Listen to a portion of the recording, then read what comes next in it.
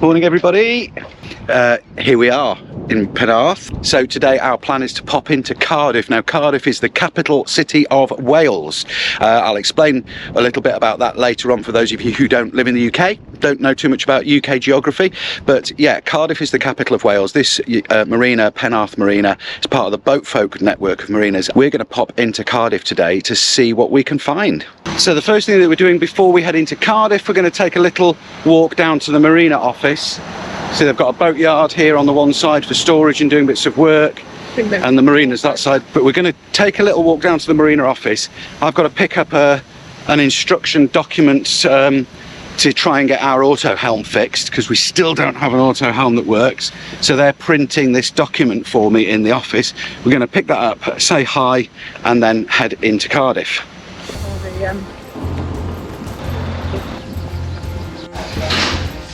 Hello. Morning. It's Mark. We meet again. This is Mark. This is Mark. And this is Sharon, the administrator. Hello Sharon. Nice to meet you. How are you? Very good, thanks. We've just had a load of great advice about getting over to Cardiff. Down here at this platform, this is the water taxi, which comes periodically. I think it's 2:15 and 1:15 or something like that. It's always funny going on a boat ride from a boat. Yes.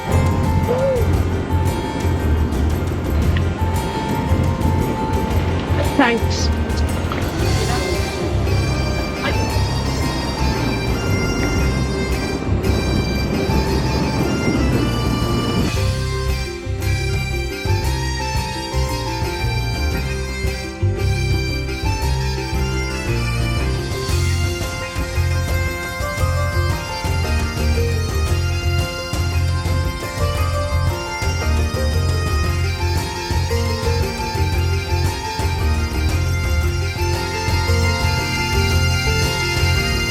Let's just quickly talk about the autopilot situation. We've never had a working autopilot on this boat.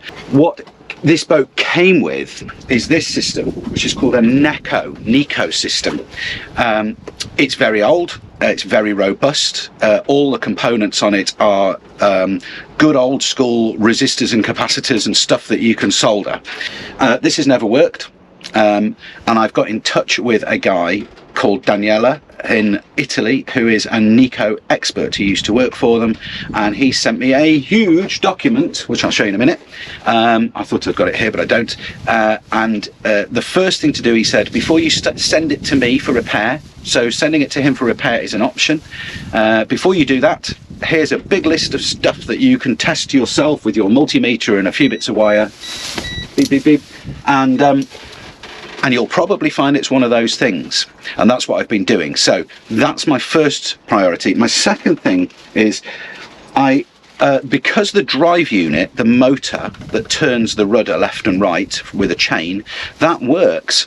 If you push the relays left and right, it turns the rudder, and it's mounted nicely, and it's a good, solid, strong motor. Might burn out eventually, and I'll replace it then, but no need for the moment. I have connected it up to one of these, which was cheap as chips, an auto helm unit. Now, unfortunately, it does work. It will turn the boat left and right, but when you put it into auto mode, it goes hard to starboard, and then it goes hard to port, and then it goes hard to starboard, and then it goes, I don't know what I'm doing. It goes beep, beep, beep, and it just gives up. So there's a fault in here somewhere. It's not doing what it should do. I have now ordered and paid for a Raymarine Type 300 brain. We had one and that was faulty, but we've bought one. Fingers crossed it works. A Type 300 brain with a fluxgate compass, with a rudder position sensor, with a head unit, and that will hopefully do the trick as well, and will hopefully work for us and solve the problem. My ideal situation would be to get this old system working. Why? Because everybody that has seen it, who knows them, has said, oh my goodness, they're brilliant, they're like the Rolls Royce of systems. Old, yes. Do not get rid of it. Do not let anybody convince you to get rid of that system. So I'm going to make this work, and then I'm going to add this second-hand Raymarine Type 300 brain to it, and then eventually, when we've got more money, we'll replace the whole system with a modern one.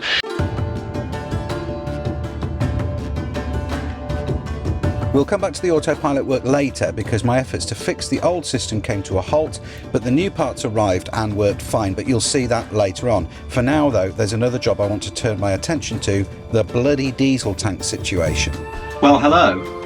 I am standing in the very bottom of our big diesel tank inside the keel. When we arrived in Penarth, we went to see our friends Andy and Liz on their boat over in Penarth Marina, and a gentleman drove past us in a van and said, "I know you guys from YouTube, hi." And we said hi, and he said, "Come over for a cup of tea." And we couldn't come over for a cup of tea because we were really busy. We'd only just arrived, we were really tired. There was loads to do to kind of pack the boat down, but we went by to say hello to him and his wife on their boat. And he said, "I'm a stainless steel fabricator. If you make me some measurements and templates for your keel tank, I will make you one out of stainless steel."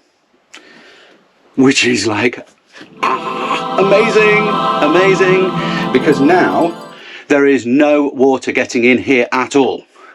When what's happened as well yesterday, another lad from this marina, I'm going to check with people before saying their names, so if they are all right to have their names on the screen, I'll put their names on the screen. If not, I won't say it. But he said if you need any help with anything, let me know. And he's a construction guy. He builds houses, and he's got loads and loads of tools. He builds houses and extensions and stuff. So I said, well, funnily enough, I am wondering how I'm going to tackle this business of getting really good measurements and making templates for our diesel tank. And he said, I'll come by and help you with that. So yesterday, he didn't want to be on camera, but we cut the whole of the top of the diesel tank off, all bar about 1.5 inches round the edge. And we removed the baffle from the inside. That baffle was just to stop diesel sloshing backwards and forwards. And we've taken out the horrible, nasty bit of wood, which had been badly fiberglassed in here as the battery tray. That's all easy to put back. So what I'm now doing is I'm going to take pretty accurate measurements so that we can make one in plywood, so that we can test, does this drop into place and lift out? Because obviously once it's made in stainless steel, if it don't fit, it's a big problem. So it's not going to be quite as large as the original tank. We're sacrificing a little bit of space round the edge. But what does that amount to? You know, if I leave 25 mil around the edge, it probably only amounts to, you know, losing 10 or 15 litres out of the capacity of the tank. I can live with that. Let me show you the inside of the diesel tank now, and then I'm going to start taking measurements. This huge space under here is under the bilge in our companionway, under the sole boards. And under here at the forward end, there's the battery tray, which we've cut out. I can put that back very easily. And there was a bulkhead here. There's a water tank here and a water tank here, which we haven't commissioned yet. They've been decommissioned for donkey's years. But this is the diesel tank. And it goes down very, very deep. And now you can actually have a proper look at it. So I'm going to lower you in there. That's the forward end look. Look at that. And that's the port side. And that's the starboard side. Sorry, that's the aft end, isn't it? And at the bottom it comes flat, and then it comes up a bit and then up vertically. So that's the forward end. And what we need to do is make a tank that will drop in there. So we're going to lose a little bit where the tank curves. We're going to keep it straight sided. We're not going to try and match the curve of the keel, because it kind of does this, doesn't it? So we're not going to try and do that, because that would be crazy difficult. Right, first things first then, measurements and drawings. If you see a bit of water in the bottom, it's not coming in from outside anymore, it's just a drip from that pipe. I think that's going to be the way to do it. 120 millimeters, 165 millimeters, 165 millimeters. I want the height of the tank to come slightly higher than this. A, it gives us a bit more capacity in the tank, and B, it means that if the gentleman can weld on some tabs that kind of come out like this into this portion, like that, then I can bolt through this. Can't get tied to the tank is there. 790 mil. 800.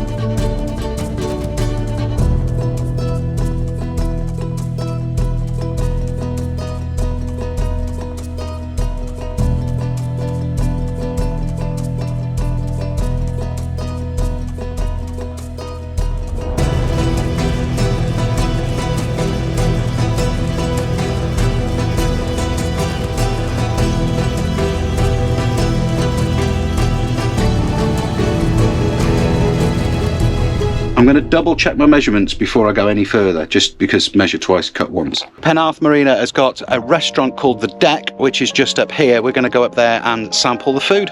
We don't get out often. They don't let us out often. Well, our experience so far has been exceptional at Penarth Marina.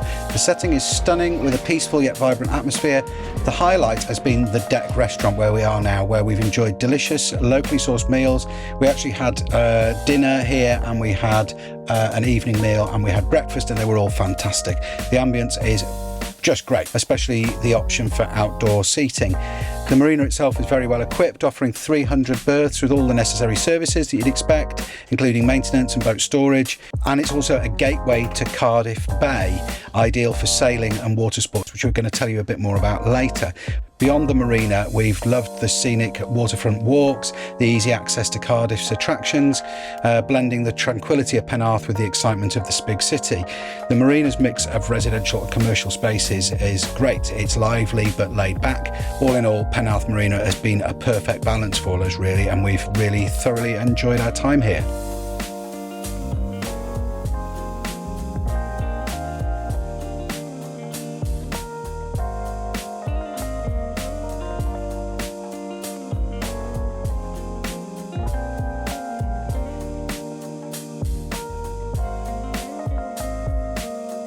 So as we were looking out the window, and I was pointing to a boat to look at the spray hood for when I make ours, I was explaining where a boat was, and Andy was like, "What, next to Dream Shafter?" I think that might be my next YouTube channel. I'm going to make a YouTube channel called Sailing Dream Shafter about a boat that's just knackered, and every single episode just starts with me whinging about how crap the boat is. But I just think we missed a trick there. I mean, what a name. The boat is actually called Dreamcatcher, and he misread it, but Dream Shafter I think is the best name for a boat. On our aft deck here are some bits of stainless we've been carrying around, and I'm going to make some templates today because I'm going over to somebody's workshop to make something else, and I thought rather than cut these bits of stainless here, hopefully I can cut them where we're going today. The plan is this is the stainless steel stem, and as people have pointed out, this anchor is likely to, at some point hit this. So I'm going to take a piece of stainless just from here up there like that. We'll just make two of them, and then I can bond it, and only needs a couple of small screws to hold it in place because it'll be held on with Sikaflex or something. But that will work quite nicely. One that side and one this side. Yeah, that'll work well. 58 centimeters long.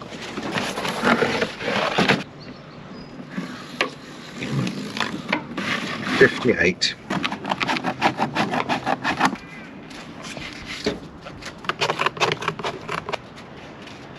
Right, like that. Yeah, at the top. Oh, at the Well, bottom. there actually, I think. There to there. Well, you could round the bottom off. Yeah, I could. Yeah. So it stops there, you see. Yeah. So it's just to protect the bow there. Obviously, I'll mark this accurately. When I get to the workshop, I just want to make sure that I can definitely get them both out the same piece. What's that? There's a hole in that one. Yeah. You're looking at yourself. So what's going on aboard Ocean Melody this morning? Well, Ollie and I are making a cake. Making cake. Bread pudding with leftover bread. Jack is sorting out his paintbrushes, ready to do some work on his arts award. Yeah. And poor Andy is stuck in the aft cabin studying the autopilot system. Where's he not the bed? Huh? Is he on the bed? He's under Jack's bed, trying to get this autopilot to work to make our life easier. So I haven't got any cake tins. I'm using a saucepan. Just making sure it's well greased so I can get it out.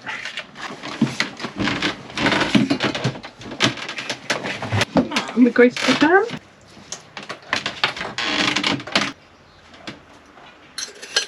One. Ow. You're not helping. We say ow. Don't shut my lid. Finger in the lid. Say 2. 2. Mixing. Mixing. Some vanilla. Vanilla.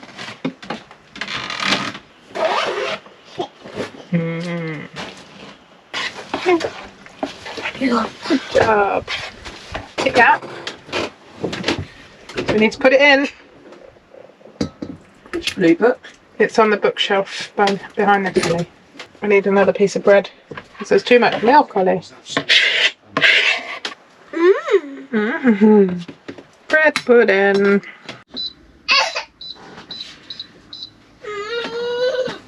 No.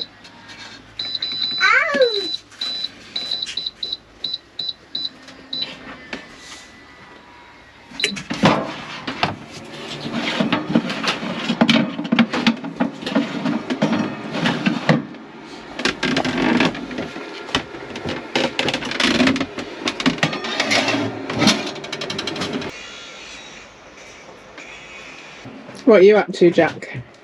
I'm doing tints and hues and stuff for my art.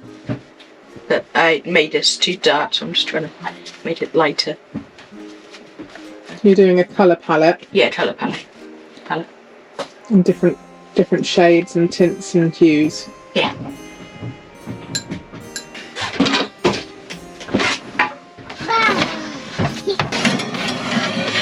Getting it out the saucepan is challenging.